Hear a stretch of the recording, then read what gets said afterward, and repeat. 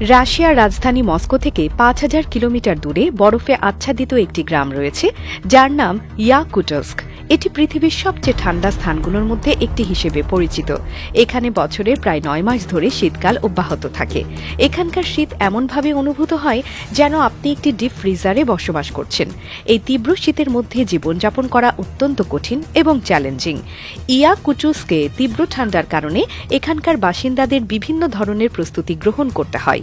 গাড়ি ও অন্যান্য প্রয়োজনীয় যানবাহনকে প্রায় ২৪ ঘণ্টা ধরে স্টার্ট রাখা হয়। যদি একবার ইঞ্জিন জমে যায় তবে তা পরবর্তী গ্রীষ্মকাল পর্যন্ত পুনরায় চালু করা সম্ভব হয় না। এই কারণে স্থানীয়রা তাদের যানবাহন নিয়মিতভাবে চালু রাখে এবং এর সঠিক যত্ন নেয়। এটি একটি বিশেষ ব্যবস্থা যা এখানে জীবনযাত্রার অংশ হয়ে গেছে। জল সরবরাহের ক্ষেত্রেও সমস্যা রয়েছে। এখানে পাইপলাইন জমে গেলে বাসিন্দারা জমে যাওয়া নদী থেকে বরফ কেটে সংগ্রহ করে। এই বরফগুলো স্টোর রুমে সংরক্ষণ করা হয় এবং পরবর্তীতে তা গরম করে পানিতে পরিণত করা হয়। এই প্রক্রিয়া জল সরবরাহের জন্য একটি কার্যকরী সমাধান যা ঠান্ডার কারণে অন্যথায় সম্ভব হয় না। বরফ থেকে পানি তৈরি করার এই পদ্ধতি এখানকার মানুষের দৈনন্দিন জীবনের একটি অপরিহার্য অংশ।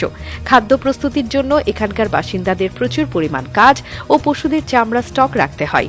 শীতকালে জ্বালানো এবং খাবার রান্নার জন্য কাঠের স্টক থাকা অত্যন্ত জরুরি। পাশাপাশি পশুদের জন্য পর্যাপ্ত খাবারের স্টক রাখতে হয়, কারণ এটি তাদের শীতকালীন খাদ্য সরবরাহ করে।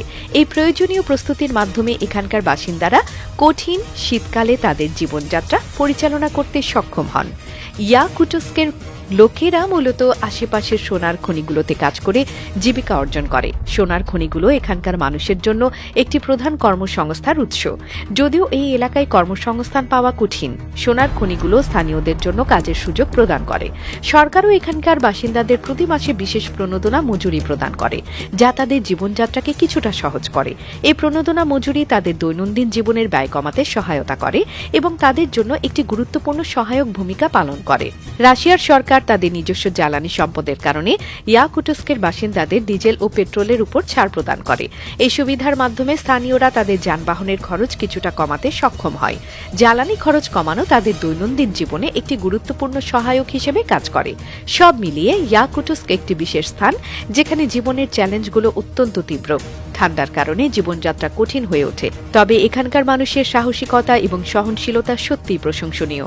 স্থানীয় সরকারের সহায়তা ও প্রণোদনা তাদের জীবনকে কিছুটা সহজ করে তোলে, যা এই কঠিন পরিবেশে বসবাসকারী মানুষের জন্য একটি বড় সহায়ক হিসেবে কাজ করে।